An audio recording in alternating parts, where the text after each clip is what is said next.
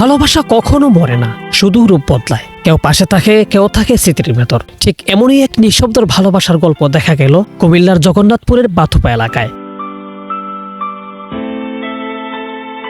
নতুন জীবনের শুরুতে যেখানে থাকার কথা হাসি আনন্দ, সেখানে বর্ষে গাড়িতে বসে অজরে কাঁদছিলেন রিয়াদ। মাথায় পাগড়ি, গায়ে শেরওয়ানি, সবকিছু প্রস্তুত দ্বিতীয় বিয়ের জন্য। কিন্তু হঠাৎই গাড়ি থামাতে বলেন তিনি। গন্তব্য বিয়ের আসর নয়, বরং একটি কবরস্থান।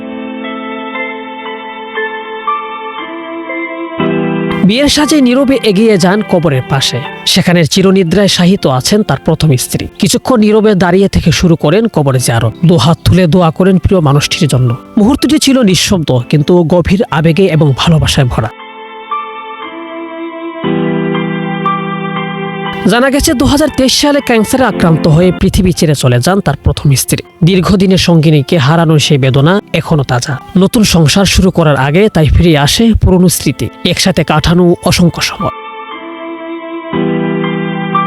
জিয়ারত শেষে গাড়িতে ফিরে এসে নিজেকে আর সামলাতে পারেননি রিয়াদ। অঝরে কাঁদতে থাকেন। জীবনের নতুন অধ্যায়ে পা রাখা মুহূর্তেও পুরনো ভালোবাসার স্মৃতি যেন তাকে আঁকড়ে ধরে রেখেছে।